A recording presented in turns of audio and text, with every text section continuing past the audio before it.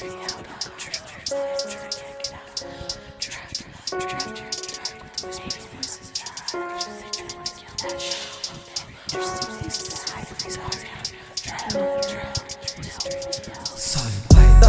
mga nilalang, harapan tsaka sa likuran. Bakit di nyo maintindihan? Nakakakita nito'y ako lang. Sa pagitan ng liwanag at dilim, walang ibang namamagitan kundi ako rin. Kitang-kita nyo kung sino ba ang salarin. Kung ikatlo nyong matay, nakabukas na rin. Sa tuwing nangangamoy kandila ang silid, pansin ko na merong nakamasid. Batid ko na hindi ilusyon ng naririnig. Manhid na din sa masasakit na hinaing. Magmula nang magkaisip, wala nang matamis na panaginip. Di na din dinadalaw ng himpimping takip silim. Ang tangi kong kapiling kaibigan ko sa dilim at mariin ang tinuturo kung sino ang salarin. Pero pagtingin ko ay wala siyang imahe. Blanco ang mukha pero astahan ay salbahe. Pinakita niya nangyari, grabe di natagalan. Di ko rin mawari yung gantong kakayanan. Ay hindi ko pinipili pero ba't naobliga? Kahit walang sapat na tapang ay taga-resolba ng problema ng mga yumaong di pa nalutas. Magmula ng pang-ikatlong mata ko ay nagbukas. Sari-saring mga nilalang, harapan tsaka sa likuran. Bakit di nyo maintindihan? Nakakakita nito'y ako lang.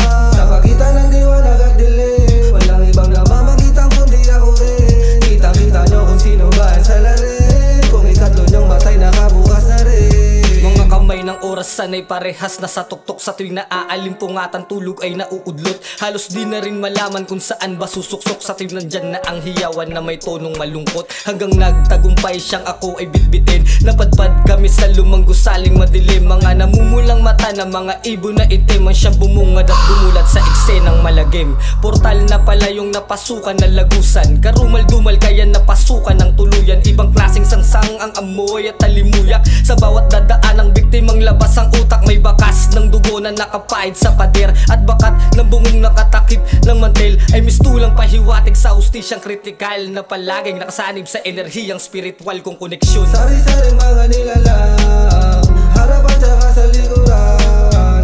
Bakit di nyo maintindihan? Nakakakita nito'y ako lang. Sa pagitan ng liwanag at dilim, walang ibang namamagitan kundi ako rin. Kitang-kita nyo kung sino ba ang salarin. Kung ikatlo nyong matay, nakabukas na rin.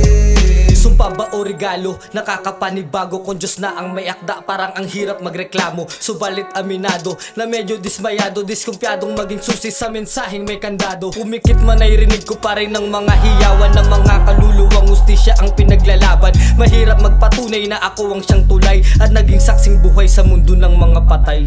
Gusto kong matulog, madilim ang bawat sulok. Tanging ilaw na mula sa telebisyong di nahugot. Labirinto ba ito ng takot at bangungot? Namulat sa realidad nung bigla kong nahulog.